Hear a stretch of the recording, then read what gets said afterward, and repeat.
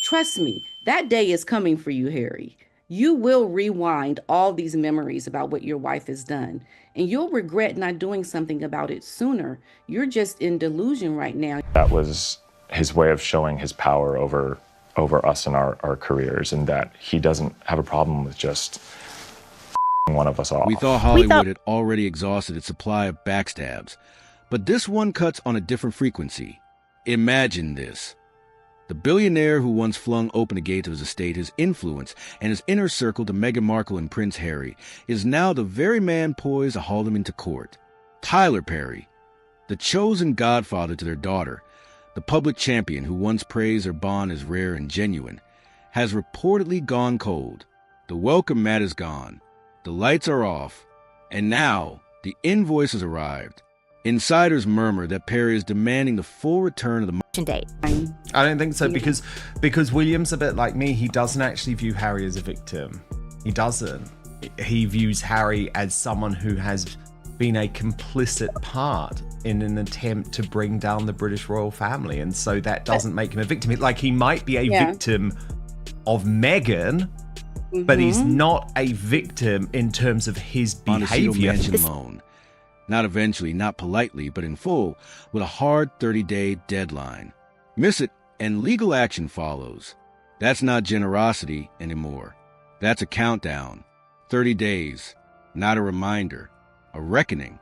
The man who once praised their connection as sincere, rare, and untainted is no longer playing the role of generous guardian. Something snapped. Maybe it was overdue money. Maybe wounded ego. Whatever the trigger, Tyler Perry's signal is unmistakable and loud enough to carry all the way to Buckingham Palace. He isn't rescuing anymore. He's billing, and the irony is brutal.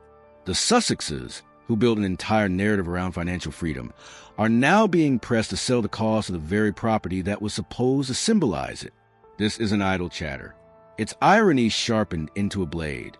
When the person who offered sanctuary starts asking for repayment, the fairy tale stops looking like destiny and starts looking like a short-term lease. We've watched Perry step in for people before. He shelters those he values, diverts attention, absorbs chaos so others don't have to. That protector image is baked into his public identity. The self-made titan who swoops in when things fall apart. But this moment doesn't fit that pattern. This isn't protection. It's enforcement. Sources close to both camps insist this goes beyond contracts and balance sheets. It's emotional. Allegedly, Perry extended grace for years, accepting late transfers, vague explanations, half-kept assurances, until patience ran dry. Calls reportedly went on.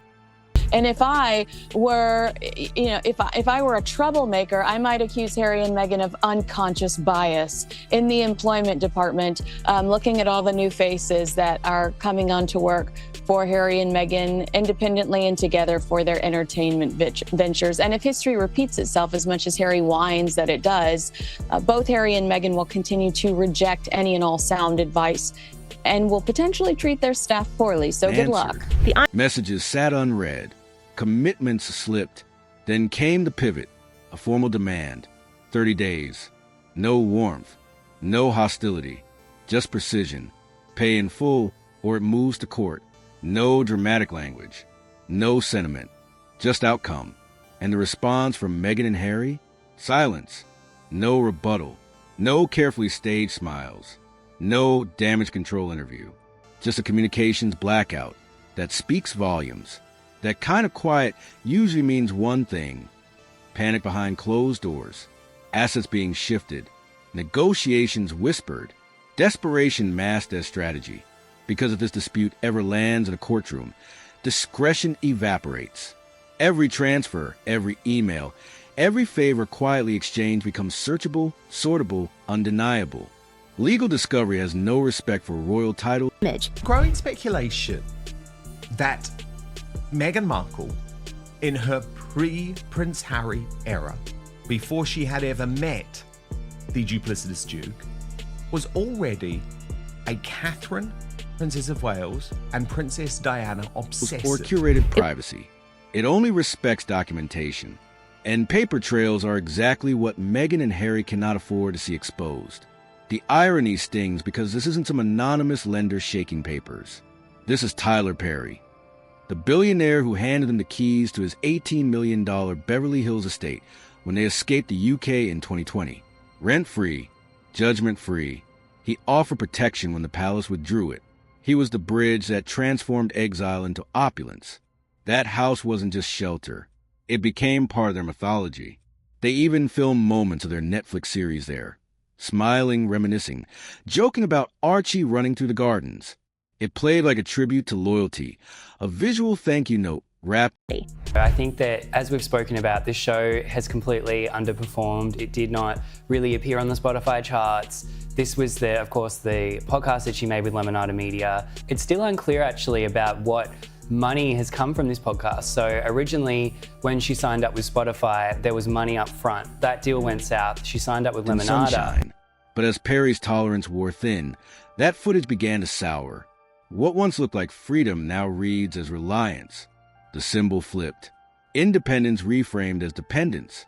And no, this didn't detonate out of nowhere. The shift had been happening quietly for months. You could hear it if you were paying attention. Perry's interviews started changing temperature. Nothing dramatic, just subtle withdrawals.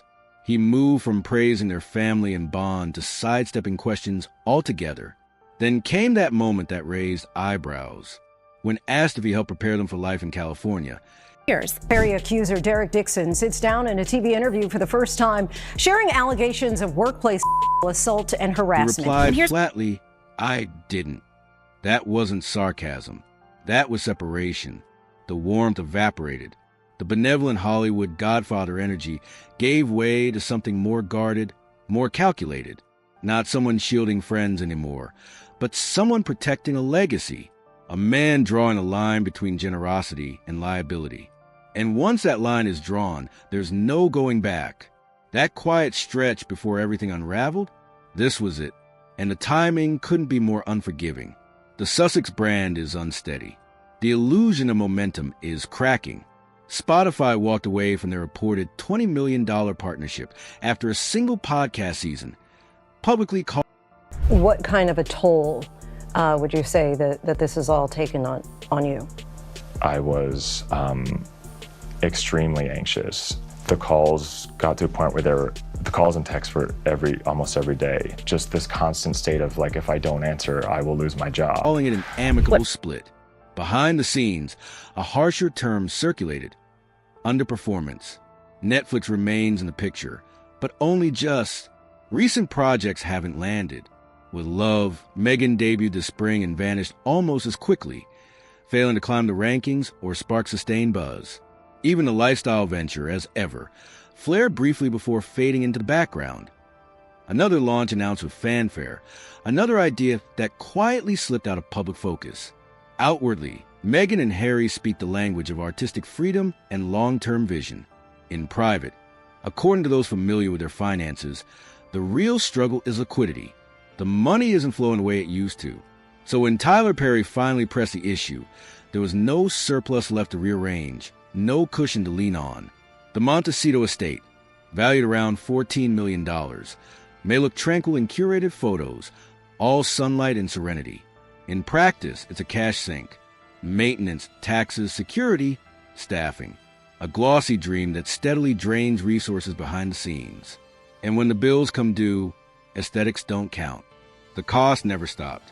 Security details, property upkeep, full-time staff.